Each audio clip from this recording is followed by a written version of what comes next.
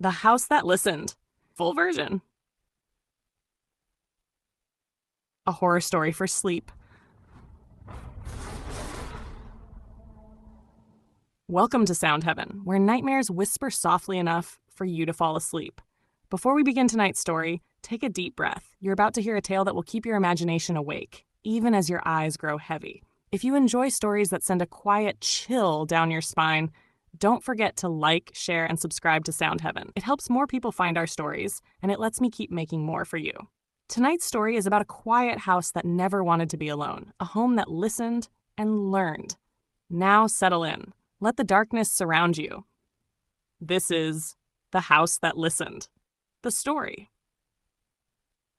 Nora Vance didn't believe in ghosts. She believed in logic, in order, in plans. She'd been a sound engineer in the city before moving to a small town called Millerspine. After her mother passed, she needed quiet. Somewhere far from sirens and chatter. Somewhere she could breathe again. The old house on Pine Hollow Road seemed perfect. It was big, cheap, and empty. Too empty, the realtor said with a smile that didn't quite reach her eyes. Been vacant since Harold Venn disappeared, the woman said. He was a sound technician too, left all his recording gear behind. That last part hooked Nora. She told herself she'd clean it out, resell it, but secretly, she liked the idea of living in a house once owned by another sound lover. Her first night was uneventful, just the creaks and groans of an old building settling. The second night, though, she noticed something odd. She said goodnight aloud, just out of habit, the way her mom always had. And upstairs, a floorboard creaked softly. Once, right after she spoke, she froze, listening, then laughed it off. Old houses, she said. And from the vents above her came a faint echo. Old houses? By the end of the week, the noises had patterns. When she boiled water, the pipes hissed in rhythm with her humming. When she whispered, "I'm tired," the ceiling clicked like knuckles, once, twice, as if agreeing. The house wasn't just settling. It was responding. Nora started running sound tests at night. She set up microphones in every room, recording for hours. What she captured chilled her, a low hum beneath everything. Too structured to be random, too alive to be mechanical. She played the recordings backward. Underneath the static, a voice whispered, "Stay." She told herself it was her imagination. She'd mixed too many long nights, heard too many phantom sounds. But deep down she knew. The house was listening. And it remembered. The next morning, she checked the basement. The air was thick with dust and mildew. But there, on the workbench, were Harold Venn's old recording logs. The last entry was dated May 12th, just 2013. Open quote, "The frequencies are responding. I hear breathing between 7.3 and 8.1 hertz. The house isn't echoing. It's absorbing." Close quote. And below that, scrawled in shaky handwriting, open quote, "If you hear your own voice when you're alone, stop answering it." Close quote.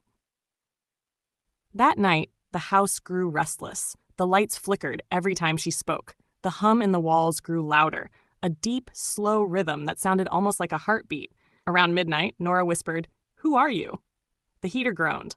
The wood cracked. And faintly, behind her, a voice said, in perfect mimicry of her own, "Who are you?" Terrified, she ran to the front door. It wouldn't open. The locks turned freely, but the door stayed shut, as though the wood itself refused. In the reflection of the window, she saw her shadow move a moment too late. That's when she understood. The house wasn't haunted. It was Harold. His research hadn't just recorded sound. It had trapped it. Every vibration, every word, every sigh. Over years, the recordings had built layers of memory until the walls themselves became a living archive of voices. And when he vanished, he hadn't left. He'd been absorbed. Nora tried to escape. She smashed a window. It mended itself like rippling glass water. She screamed, but her voice didn't carry. The walls absorbed it, whispering her words back in reverse. She stumbled toward the basement, desperate for the breaker box. There, in the dark, she found the old reel-to-reel machines still running, even though the power had been cut. The reels turned endlessly, spooling and unspooling black magnetic tape that seemed to breathe. She ripped one apart, and the air itself screamed.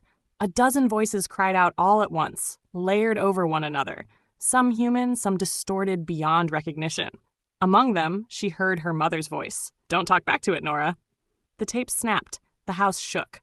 Nora collapsed as dust rained from the ceiling. Then, silence.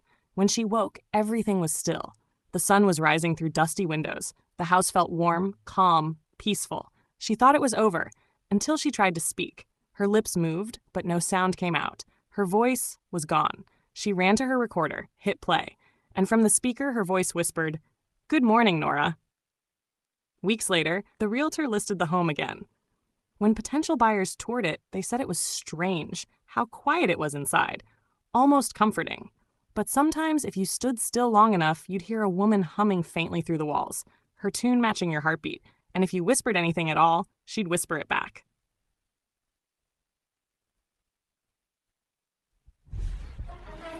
If you enjoyed tonight's story, don't forget to like, share, and subscribe to Sound Heaven. Here, every whisper has a purpose, and every story stays with you long after you fall asleep. Good night, listener. Sweet dreams, if you can.